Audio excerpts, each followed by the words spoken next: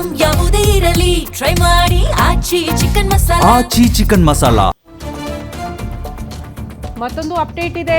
ಇಂದು ಕೇಂದ್ರ ಪೆಟ್ರೋಲಿಯಂ ಇಲಾಖೆಯ ಸಭೆಯಂತೆ ತುರ್ತಾಗಿ ಗ್ಯಾಸ್ ಕೊರತೆ ಬಗ್ಗೆ ಇವತ್ತು ಮಹತ್ವದ ಮೀಟಿಂಗ್ ಆಗ್ತಾ ಇದೆ ಅನ್ನೋದರ ಡೀಟೇಲ್ಸ್ ಇವತ್ತೇ ಮೀಟಿಂಗ್ ಆಗುತ್ತೆ.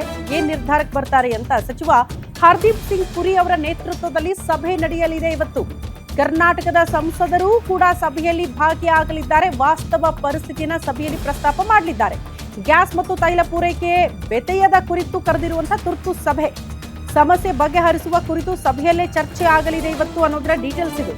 ಇವತ್ತು ಕೇಂದ್ರ ಪೆಟ್ರೋಲಿಯಂ ಇಲಾಖೆ ಸಭೆ, ನಾನು ಆಗ್ಲೇ ಹೇಳ್ತಾ ಇದ್ದೆ ಜಸ್ಟ್ ನಿಮಗೆ, ಸಿಲಿಂಡರ್ಗಳ ಕೊರತೆ ಈಗ ಆರಂಭಿಕ ಹಂತದಲ್ಲಿ ಕಾಣಿಸ್ತಾ ಇದೆ. ಬಟ್ ನೆಕ್ಸ್ಟ್ ಮುಂದಿನ ದಿನಗಳಲ್ಲಿ ಹಿಂಗೆ ಯುದ್ಧ ಮುಂದುವರೆದೆ, ಪೆಟ್ರೋಲ್ ಪೂರೈಕೆಯಲ್ಲೂ ಕೂಡ ಸಮಸ್ಯೆ ಆಗ್ಬಿಡುತ್ತೆ. ಪೆಟ್ರೋಲ್ ಸಿಗದೆ ಹೋದ್ರೂ ಕೂಡ ಆಶ್ಚರ್ಯ ಪಡಬೇಕಾಗಿಲ್ಲ ಅಂತ. ತೈಲ ಸರಬರಾಜಿನಲ್ಲೇ ಸಮಸ್ಯೆಗಳಾಗ್ಬಿಟ್ರೆ ಹಂಗಾಗಿ ಎಲ್ಲ ಆಯಾಮಗಳಲ್ಲೂ ಯೋಚನೆ ಮಾಡಬೇಕು. ಭಾರತಕ್ಕೆ ನೇರವಾಗಿ ಎಫೆಕ್ಟ್ ಆಗ್ತಾ ಇದೆ ಯುದ್ಧದಿಂದ ಅನ್ನೋದನ್ನ ನಾವು ಗಮನಿಸ್ತಾ ಇದ್ದೀವಿ.